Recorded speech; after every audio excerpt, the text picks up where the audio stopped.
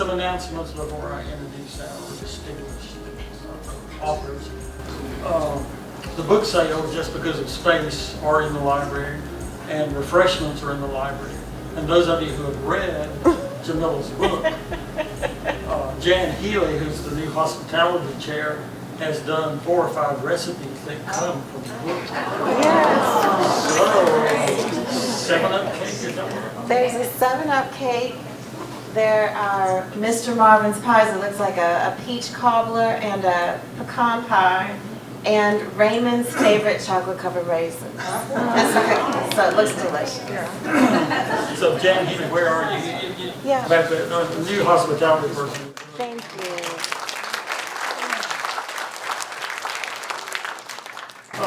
The other announcement, I know you can read from the flyer and see.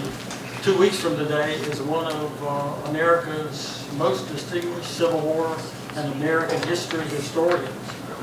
Ed Ayers from Charlottesville. And I think he probably only agreed to come because he's from Kingsport originally, and so he can visit folks and do a double trip. But today, first of all, thank Barbara Kingsolver for coming out today. My pleasure. 2 or 3 weeks ago, we thought it would be wonderful to have a conversation between Barbara Kingsolver. 2 or 3 weeks ago, the library friends staff thought it would be wonderful to have Barbara Kingsolver converse with Jamila, whose prize Jamila won 2 years ago. Barbara, I don't think you have had a public event in Abingdon since you won the Pulitzer Prize.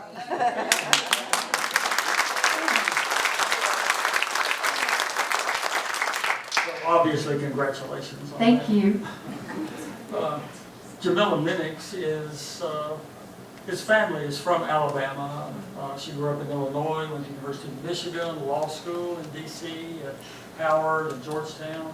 And in recent years, the writing bug has bitten her, and I don't know that you're fully giving up for law practice, but you'll talk about that probably, your newfound writing career. So welcome, Jamila Minnicks and Barbara Kingsolver.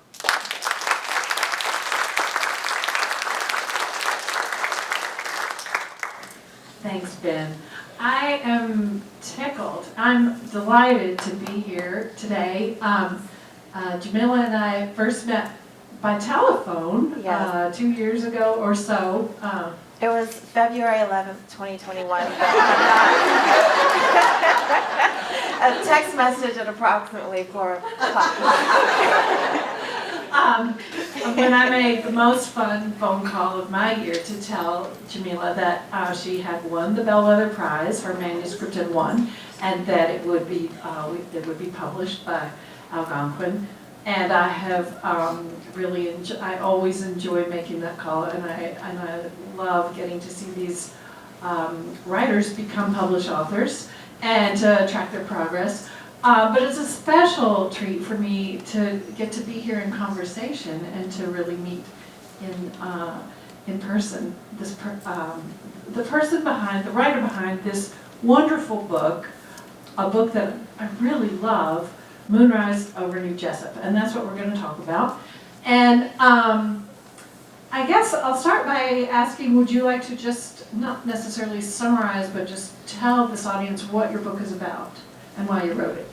Absolutely, and just so y'all know, first and foremost, it was originally called Hydrangeas over New Jessup, and during this fateful phone call, can I call you Barbara? I've never actually.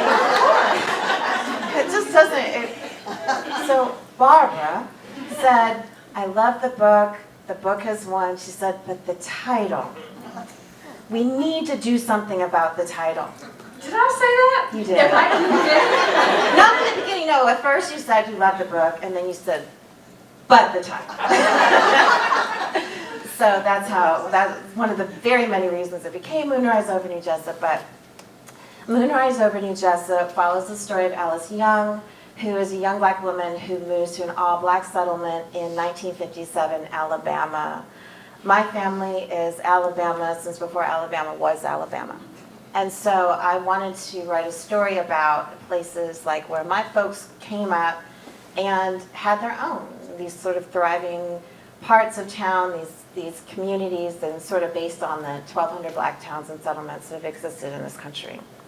So Alice moves to New Jessup, and this is a place that wouldn't have necessarily wanted integration. They had their own. They would have understood that their vote was being disenfranchised. They certainly would have understood that resources were being diverted. But they were able to sort of have this stable détente with the white folks across the woods. But she gets involved, as often happens, with a man. And this man has decided that he wants to invite a nationally affiliated civil rights group to come to New Jessup for the purpose not of integrating and sort of pushing this new push towards civil rights, but to help the town incorporate. But because this group would have been unwelcome, should we say, in a town where they really don't believe in integration, they have to do everything in secret because they're worried not only about the folks on the other side of the woods, but they're worried about the elders sort of saying, we can't have this around here. And so it's a story about love, it's a story about the creative ways that we think about freedom and freedom seeking. It's a story about the Alabama that has been in my blood and in my heart since way before I was a thought in anybody's head. And it's just this book about my fictionalized version of all the people in my family just come to life. And it's beautiful, and any reader can tell that it is a creation of love, that you are deeply invested in these people and this material. This novel did for me what I love for novels to do, which is that it didn't just hold my heart and entertain me and engage me with real characters and real, sort of love and passion and hopes and dreams, but also it educated me. This town, this fictional town, New Jessup, it's an all-black town, all-black city, in fact. And as I was reading, right away you learn, okay, when Alice gets off the bus in this town, New Jessup, she looks for the colored entrance, and the shoeshine man said, no, there is none. This is an all-black town. It's not just a village of sort of like the people pushed outside of a town kind of making their own way. This is a city. As I read, it became more and more real and beautiful to me. This is an all-black city that has not just its own school, church. It has white tablecloth restaurants. Yes. It has a 10-story hotel with champagne in ice buckets. This is a city where people are living, very, sometimes even extravagant, very fully realized lives. I had never thought about a city like this. This was a surprise to me to think about cities like this in the United States. I knew vaguely about an all-black city that was in Tulsa or part of Tulsa, and so Greenwood, and the thing was, it was like, so New Jessup is still a settlement, right? It's part of Jessup, which is part of the problem with the resources, right? But it's the side of town, and like Tulsa with Greenwood is a part of Greenwood is a part of Tulsa, right? But within these places, and I'm glad you brought up Tulsa because people think of Tulsa now and they think of 1921 and the race riot. And so when I meet folks on the road and they'll say, oh, Tulsa, and they do that thing, right, where they get upset. And it breaks my heart. But you know why it breaks my heart to know about what happened in Tulsa is because I know what was there, right? And so there are these photos that will get passed around of these cities that were just decimated by anti-black violence and racism. And I'll say, why are you upset? What was lost? Name me 3 things, or tell me about a person who was killed in Tulsa. And people can't tell me. So they're passing around the trauma, and I say, Tulsa had, I don't know why this always makes me so emotional, but Tulsa was built up so much that it had photography studios. Tulsa was Greenwood was founded in 1905. Between 1905 in 1921, 16 years. They had not just schools and churches, not just hotels and savings and loans. They had photography studios. And if you think about the kind of technology that was, the kind of resources that people would, you've seen those photos, you know, where people are really dressed up. To think about all of the things, all of the life that was lived there. That's why I get devastated at the loss of Greenwood, but that's also why I wanted to bring New Jessup to life, because I want to talk about these places as places of life.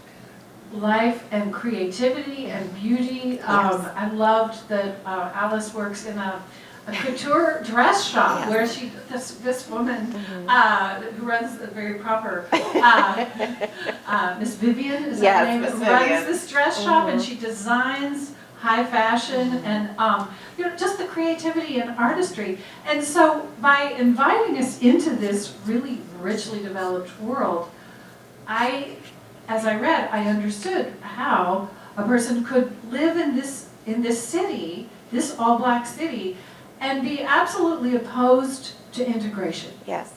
I fully understand how living a happy life in this place could help you think, or could make you think, this is the life I want.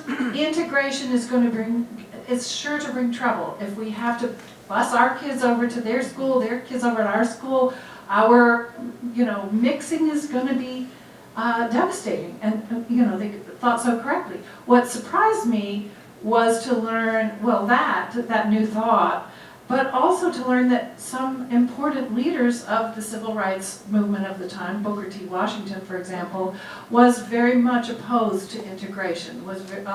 Can you talk about that?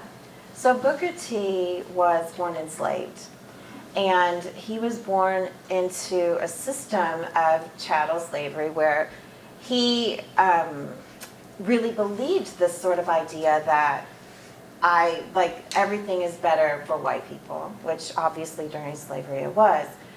But then at emancipation, when he was a young man, he went to school and he sort of raised up in these schools and in these systems, in these communities. He advocated for black people, and some of his views were problematic when it came to like voting and things like that. But his whole thing was black people need to develop economic security. And so what he would do is he would advocate for us to have our own land, to work to build our own schools, but to sort of start in this place where we're building for ourselves. And so even today, you know, the Black Towns and Settlements, the Historic Black Towns and Settlements Alliance is a place that has tracked not only the quote, living cities, but cities that are no longer around for any number of reasons, but they still call them Booker T towns, because he would go to these towns and he would say, this is like my greatest dream realized, because it's black people who are self-sufficient. You're living independently, you're doing for yourselves. And like I said, it's not to say that some of his views were not wildly problematic. I mean, he was not a fan of black people seeking elected office. And I think, you know, at the time, I think that was a way towards power that a lot of people really wanted to have him on board with.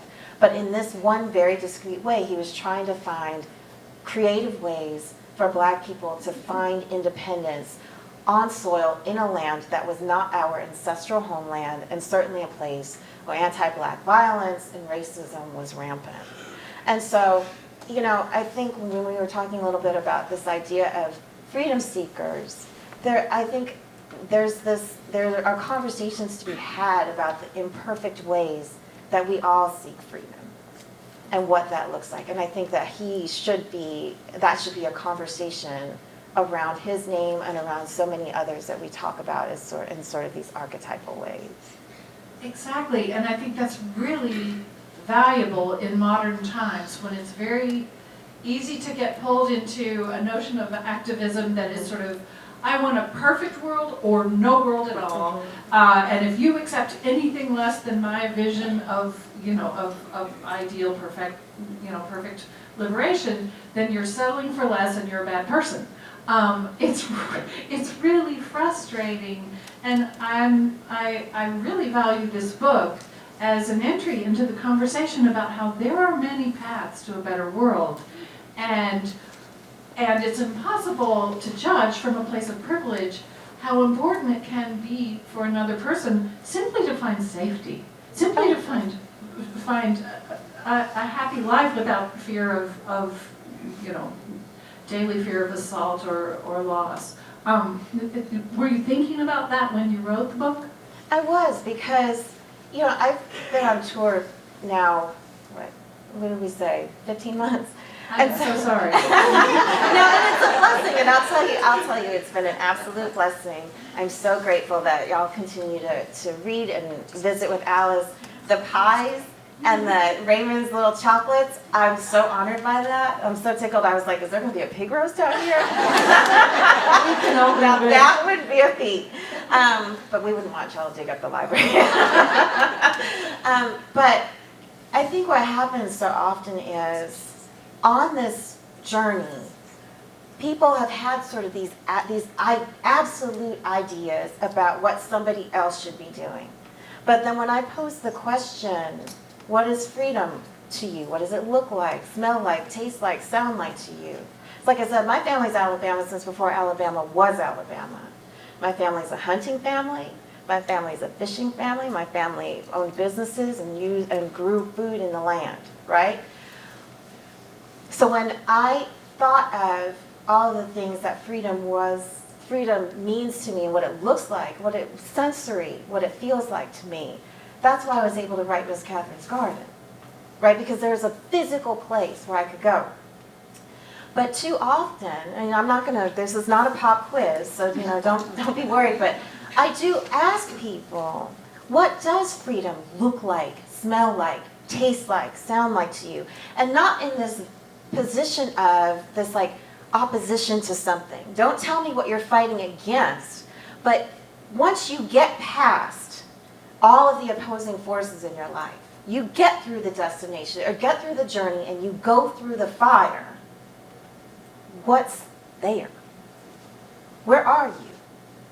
And because I can think of Alabama, for me and my family, as this destination where we hunted and fished and grew our food and had community, I know what freedom looks like for me. So I know what the opposing forces are. I know that the sin is not in the soil and in the seas and in the rivers. It's in the hearts of man, which makes Alabama worth fighting for to me, because that's my freedom. But unless somebody can tell me what their freedom is, don't dare come to me and tell me what I should be fighting for.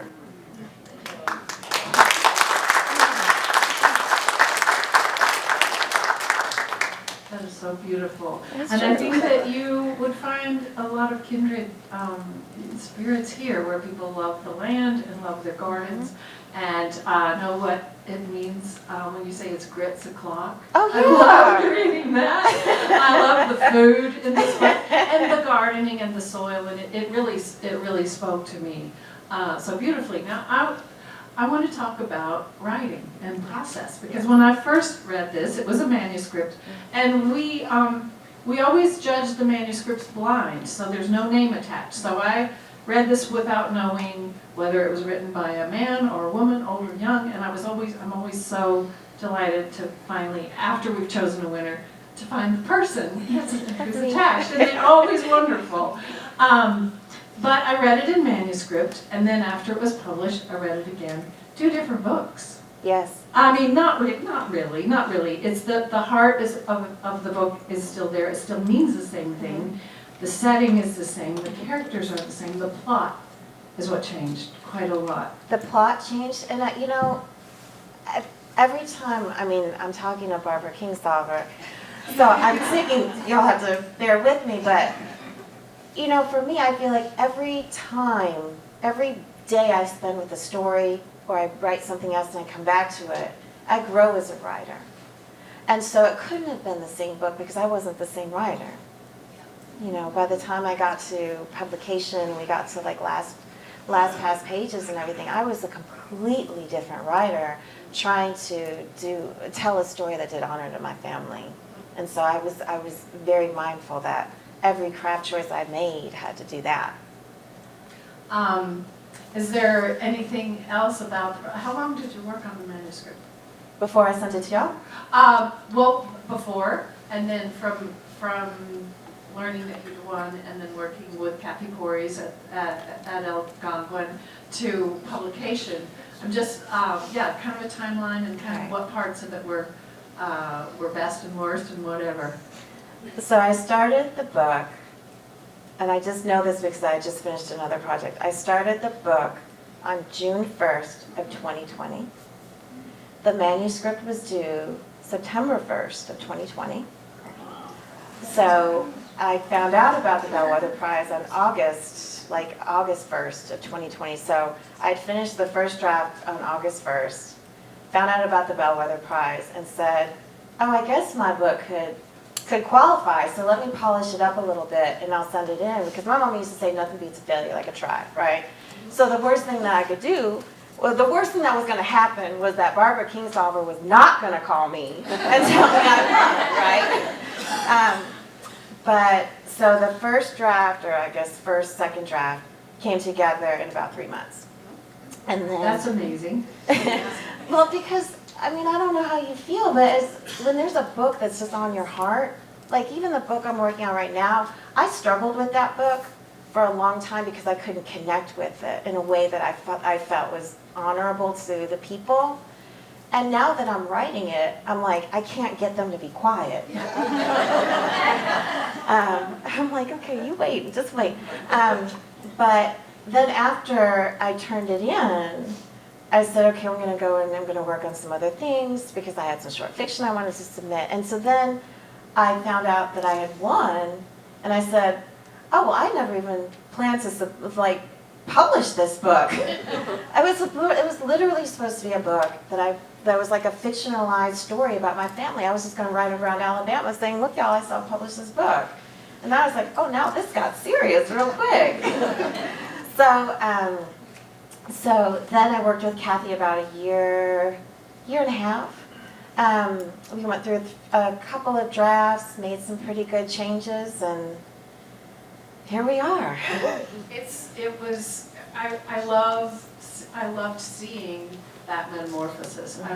The beginning with the full heart and the full commitment to the people in the place, and then the craft that made it a page turner, a really good. I'm a fan of plot. The plot is great, and you really you did wonderful work there.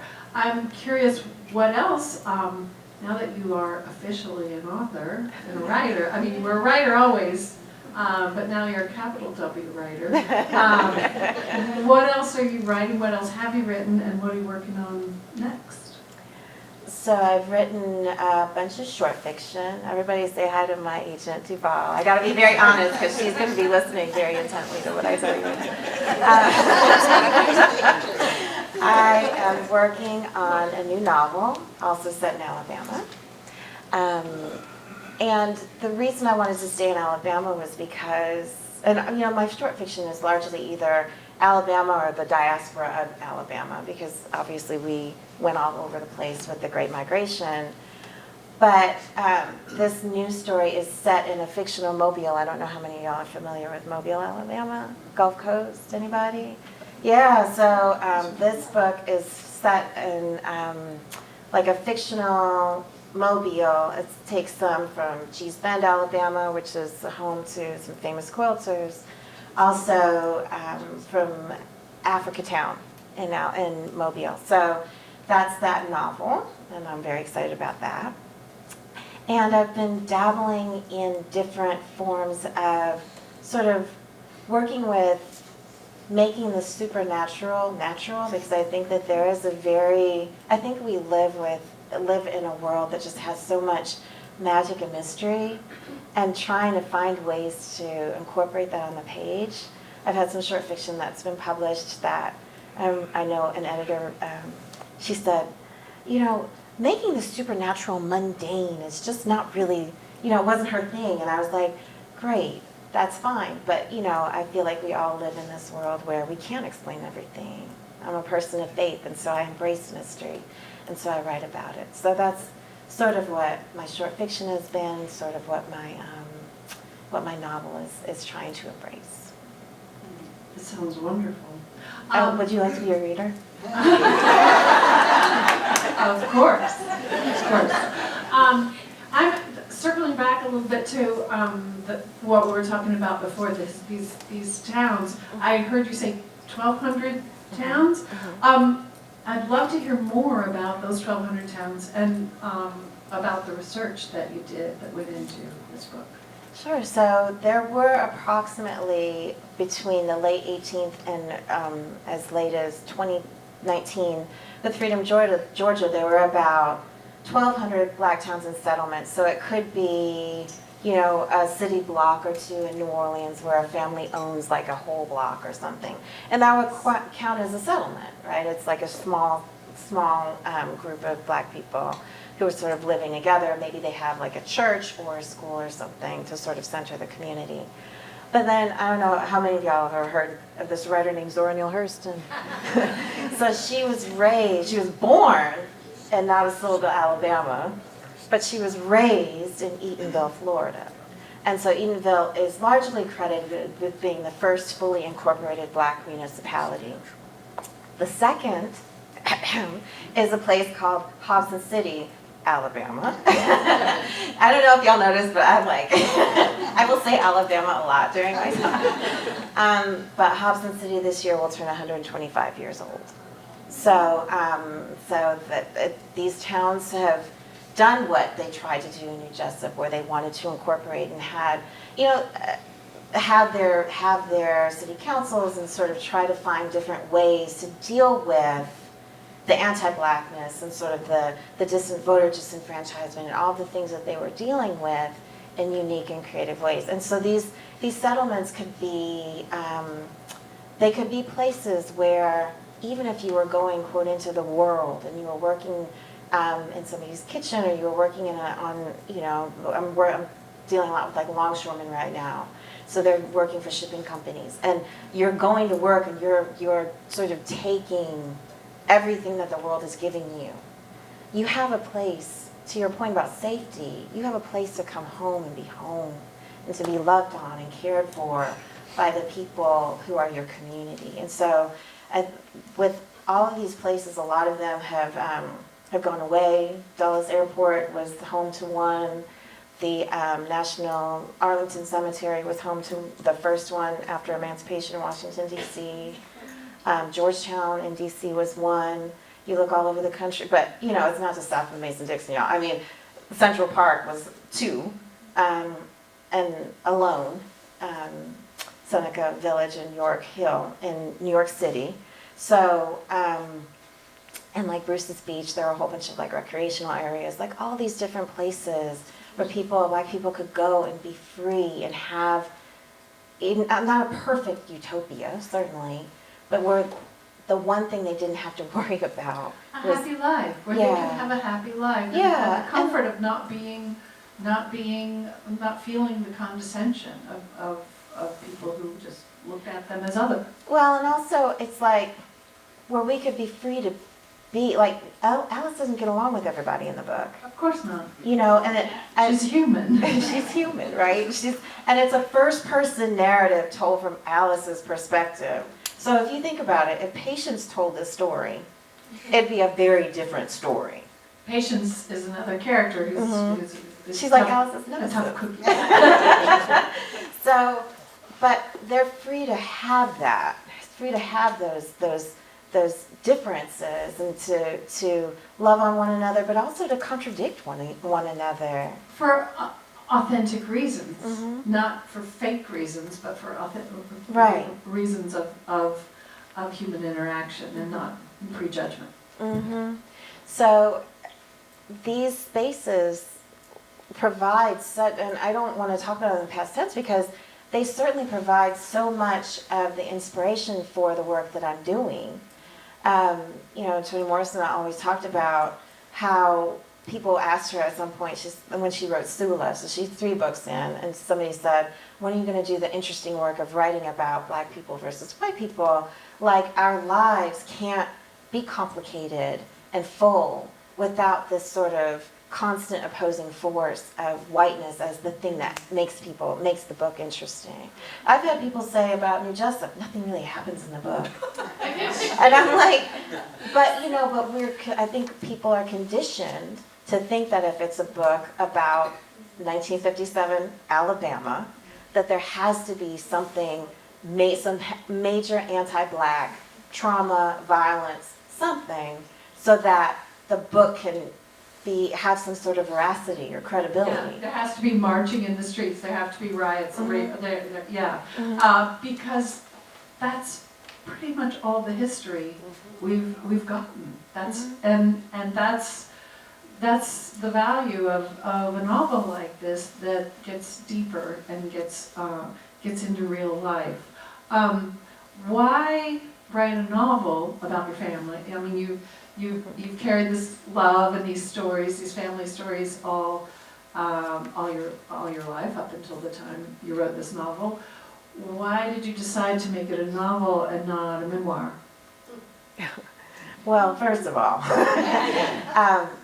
I came up in a family where you absolutely don't tell people all your business. So I mean, kudos to everybody who's doing the memoir, who's very comfortable on social media, whatnot. You're never going to get a memoir from me. That makes me want one. But more importantly, I do think that fiction gives us room that memoir maybe doesn't give us to explore. Like, if I made this a memoir, or if I talked about, even if this was a nonfiction project, I'm limited to the events in that particular place. There were 1,200 black towns and settlements. How am I supposed to pick one? Right? And so for me, it was an opportunity to make composites of people and to see how like Alice is a composite of all the women in my family. I always tell the story, my Aunt Clara, because Young is my mama's maiden name. And so my Aunt Clara, she read the book and she said, "You sure Alice ain't kin to us somehow?" And I said, "Well, no, ma'am." I said, she's a composite of all of y'all. Like, she's all the women in our family. And she said, "Now I know Alice kin to us." And I was like, "Okay, yes, ma'am. Like, she is you." But, so they recognize, my family recognizes, and there are little Easter eggs that, even in the book, my family recognizes. But I feel like it was a way to look at and interrogate the stories I came up with in a larger way. Because I don't know about y'all, but a story will percolate up through the generations, and then this cousin tells it one way, this auntie tells it another way. How am I supposed to get that down without getting somebody mad at me? So for me, I'm like, this is my understanding of it, and then I get to interrogate that, all the facets of it. It's like a diamond, and I get to look at it in all these different ways. And then they can't baby cousin me and say, "Well, you weren't there," So I think fiction just gives us the freedom to really interrogate the world in ways that maybe nonfiction and memoir don't allow for. I could not agree with you more. I know you can. As it happens. And I also think that beyond the concerns within one's own family, this novel, by making this a novel, by telling this story in the way you have, it's universal. I mean, we all find parts of ourselves in Alice. We have all, hopefully, if we're so lucky, have loved someone the way Alice loves Raymond. It has that universality, and that's, I think, one of the treasures of a novel, is that as you're reading, you can feel someone touch you on the shoulder and say, "See, right? Mm-hmm. You feel this way too." So it was a trick question. Of course it should have been a novel, but I really liked your answer. How do we do it on? I'm supposed to be in charge of time, and I'm not good at that. I think. Shall we take questions from the audience? Sure. I have one. Okay. You mentioned, Jamila, that what you're working on. Mhm. Has any effort been pursued to bring that to the silver screen? I'm gonna repeat the question so that everybody can hear, and then you answer. The question was, has any effort been made to make this, to adapt this into film? I would love that. I think that not everybody, as much as I shouldn't say this, not everybody consumes their stories in books. I do have some folks who would be, I think, interested, and I get that question quite a lot. So hopefully, God willing, one day it will happen. So there's no guarantee, but I would love to see it. I will say that. Back here? Could you read just a little section of it so when I read it I can hear it in your voice? Oh, sure. Reading, do you have a copy? I don't, actually, I'm Someone, okay. all right, there's a so- copy of the book here. So, yeah, I appreciate it. So what I usually do in order to give you a really, thank you, to give you a sense of it is I'll give you a little taste of it just from memory, if that's okay. If there are no objections. Even better. All right. So I'll just start from the beginning. The moon rises and sets, stitching eternity together, night by night. Love's spun thread binds family when even years of the blue sky stand between one and another's touch. Generations travel the same footprints, reach hands to the same climbing branches, and warm the same brown skin under the Alabama sun.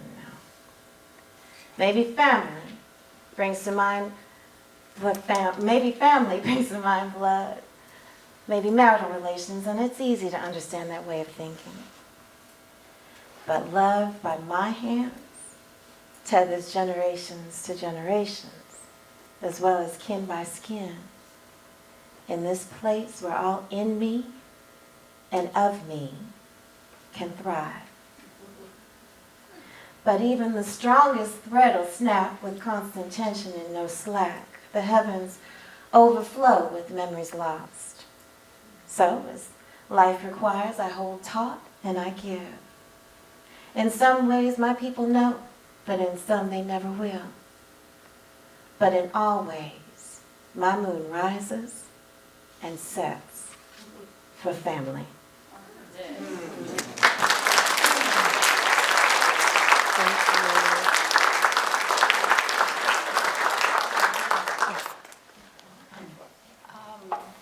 I would just like to inform people who are waiting to get your book that I found the first 4 chapters online.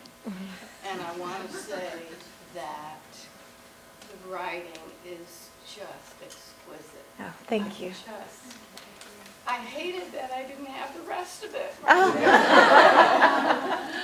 The question wasn't a question, it was an observation that if you're waiting to get the book, you can read some of the first chapters online, and this reader loved the writing of the book, which I do too, obviously, and that so the writing is exquisite. This is something that frustrates me when I do this thing of going around and talking about a book, is that you get so tied up talking about the content of the book that people forget to ask you or to comment or to think about the sentences, the beauty of the language, and I talked about the plot, which is beautifully constructed. The characters are beautifully constructed. The characters are so real and so human, and the way they talk to each other. And listen to me, the way they cook. This novel will make you hungry. Anyway, so yes, I'm going to agree with that. The language is gorgeous. Back there. So, given all the research you did for this book and your knowledge of these types of towns, have you thought of doing a nonfiction book just on the history of those towns? So the question is whether I've considered doing a nonfiction book about the history of black towns and settlements.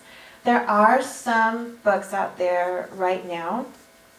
There's one called The Black Towns. It's done, I think, by the University of Kansas Press. A lot of my research was actually going to the towns. So I feel like that's work that needs to be done because they need their history documented. There's so much, and as I mentioned, the Historic Black Towns and Settlements Alliance is doing a lot of the work of even unearthing more towns that we just don't know about. I mean, that's a constant struggle that, these towns have been flooded out, they've been eminent domained to create parks, they have had highways run through them. In Montgomery, a place called Peacock Tract, which was a settlement.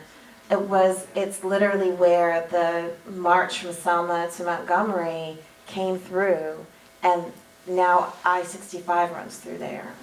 So there's a constant effort to make this history, to preserve the history. So that's actually a great idea. I'm not sure I would be the right person to spearhead the effort, but I would love for somebody to do it. And I'm going to agree with that because I want you to write more fiction. Again, not a question, but we have visited museums in both Cleveland, Columbus and Harlem where it had, big exhibits of photographs and videos, not videos, film, stories about families and the kind of businesses, and it was really interesting. Kind of like sort of the other side of the tracks, so both sides were pretty good in those days, and that the black people would have their own schools, like you said, and businesses, and they lived and worked in their town. And they might have had special skills or entertainment. They might go to the other side, and it was mostly young men who would come to the black side and get some different kind of music and different kind of food. Anyway, so I thought both of those cities with the museums were quite similar. And so the comment, thank you for the comment, is that there are museums that document the different ways that people were able to find certain ways to thrive. Certainly New Jessup is an effort to show that. And I think that it's important. Like, I was with my auntie in Utah, Alabama, a couple weeks ago, and she was showing me photos from the 50s, and she was in this beautiful dress. She had this nice little trim waist, and she said, you all weren't the only ones who knew how to dress. And she was sort of standing by the first car that they had ever bought. And, my family tells very proudly that my great-great-uncle was one of the very first men, black or white, in Demopolis, Alabama, to own a car. So, I think those exhibits are really important for us to document that piece of our history. I think it's also important to recognize the sort of 12 steps behind, like how hard it was for people to be able to do that. Because, we're talking about a time when people weren't able to vote. I don't know how many of y'all in here are hunters, but I come from a hunting family. And in Alabama, for a long time, it was illegal for black people to own firearms. And this is the country of the Second Amendment. But it was illegal for somebody who looked like me to own a firearm. And so I think it's important to recognize that as an integral part of our history as well. Which is why I think fiction for me is so important, because I can interrogate the entirety of it.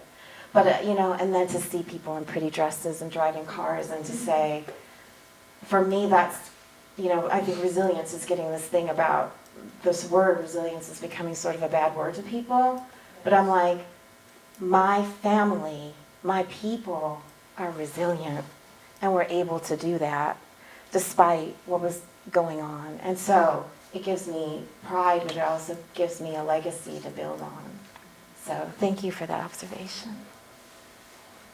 Just wanted to ask, given the importance of education, is your novel being taught in high schools? High schools, some, mostly college level. I just finished an HBCU tour, which was wonderful, and I found that even... Can you explain what that means? So an HBCU is a historically black college or university. There are still a few maybe a little bit over 100 left in this country. And so I visited, was it 16? Over when my paperback came out. And all of the schools had incorporated the work into their curriculum. I had, like, some of the students, they would like with the pies and stuff today, they created beautiful poetry and made all sorts of like visual art. But they were also reading the book for the content. But one thing that the colleges I've noticed are looking at it as a work of Afrofuturism, because it's this idea, I don't know how many of y'all are familiar with the idea of Sankofa. The Sankofa is this idea that in order to move forward, you have to look back. And so they're looking at the ways that Black people were resilient and independent, and looking at the creativity and the ways that people failed, and the ways that ideas failed, but looking back so that we can look forward. And so I'm really excited to see what these colleges are doing. And I'd love to, I have a talk with some high school students next week, I think, but it's mostly college students. In the back? You said earlier that you felt like the people in the town, the Black people in the town, had rich enough lives that you did not necessarily have to have that black-white conflict. Mm-hmm. But in the book, you have with Chase Fitzhugh, mm-hmm. who comes and accosts the Campbells. Was that something that was originally in your book, or did you add that to create more tension in the plot, to have a little bit of that black-white issue, or? No, I mean, there was always a Chase. Okay. And I think it was important to recognize in the book that Chase and his father exist. Because his father is sort of somebody who's like, I'm retiring, I don't really want to deal with this, I'm making money off of my son's shenanigans. And Chase is sort of what I think we hold up as sort of the boogeyman racist. Like, he's the easy one, right? But, I've had readers ask me, with Alice, she has a medical condition. They say, why do you put her medical condition on top of everything else? And I said, because that's what Black people deal with. We don't get to take a day to have a heart condition and then a day to deal with racism, right? And so it all, it doesn't separate, right? And that's what it is, right? And so, Chase was a part of their everyday life, right? And so even though there were mechanisms to handle what he was doing, and even though there was this sort of, I think the woman in the New York Times said it was like a stable detente, otherwise, they're dealing with the Citizens Council. They're dealing with all of these things on the other side of the woods, and Chase is a symptom of that. And so, my center, the book is on that same note, it's a book that doesn't do the work of decentering whiteness. And I think that was what Toni Morrison was saying. She was saying, my book centers Black people. And that's a very different thing. It's a very different artistic choice, because it says the center of this universe right here in New Jessup, Alabama is going to be Black people. And then we're going to interrogate how the world operates around New Jessup. And Chase was a symptom of that. And also the fact that the tax money that people in New Jessup paid all went to Jessup. White Jessup. And so the school got secondhand textbooks and all these kinds of things. So it is there. Right. And I'm thinking, if I'm allowed to reveal this, that there was actually more conflict and more trauma in the earlier version, or maybe yes. No, you're right about that. A lot of conflict and stuff, and I really loved how you centered the story on the concerns and the lives of the people in New Jessup, and trained that conflict in a very elegant way, I think, towards the ending. And I appreciate that. Listen, y'all, like, to hear this. Because I do think that I grew as a writer who was able to tell the story.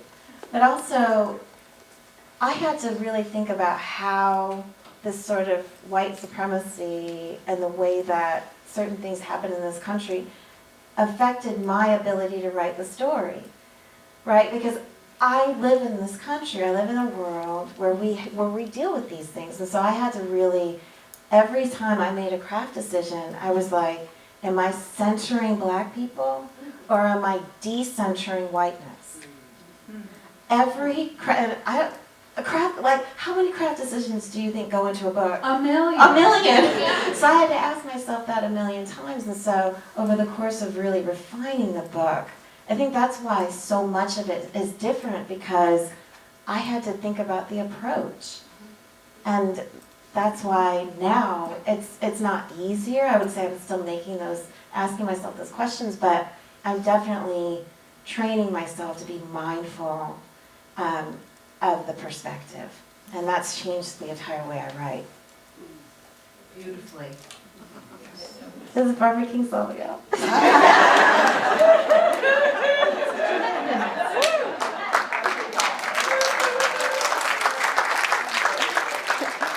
I'm curious when you're speaking of craft, because you mentioned that you kind of came from a different background in fiction career-wise.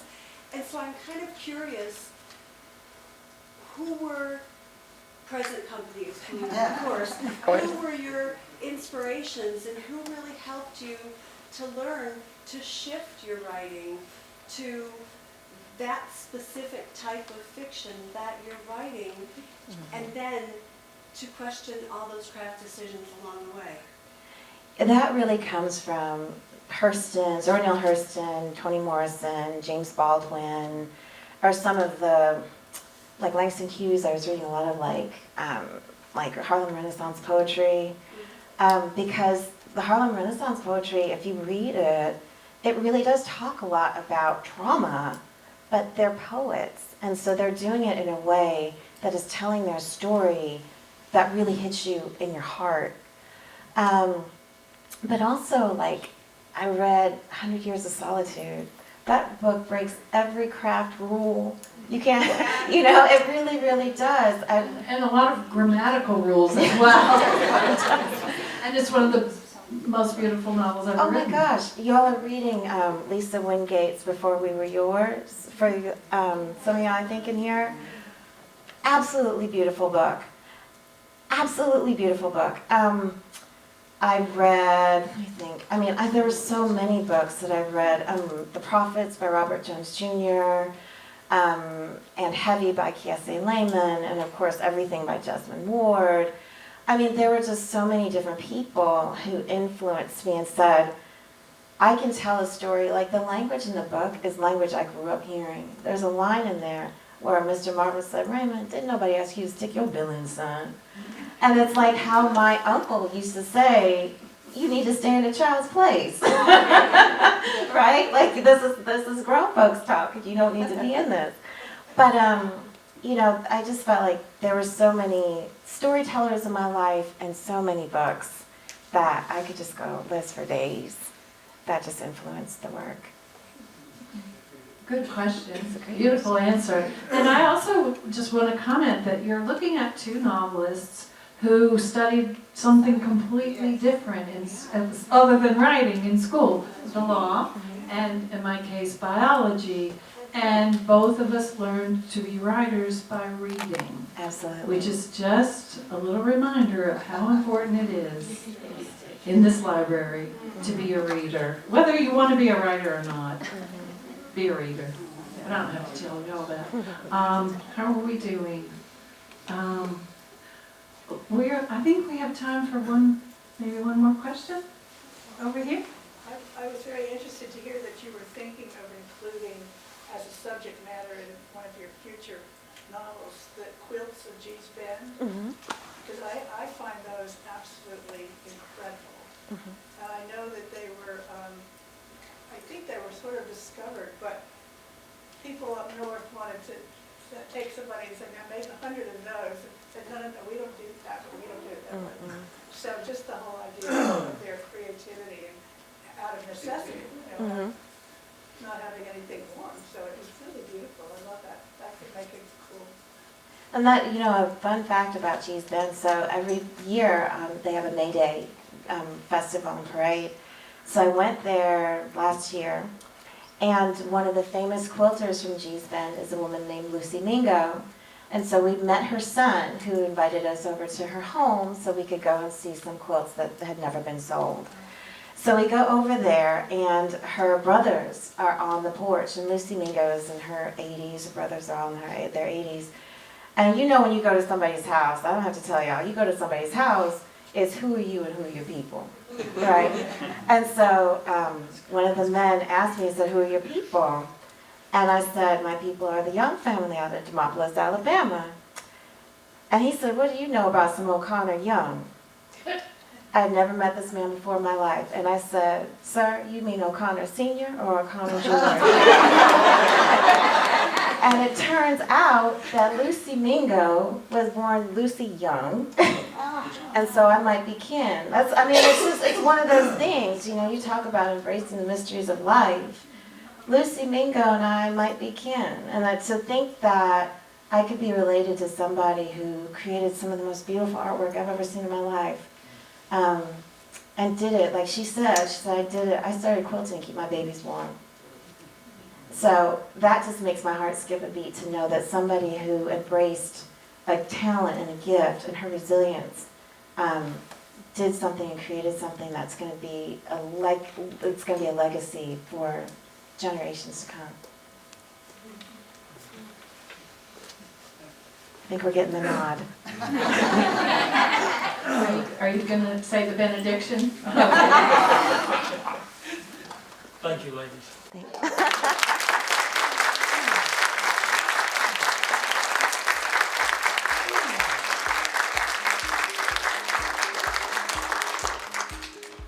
New Jessup food, book sales, book signing. And I forgot one other thing at the beginning.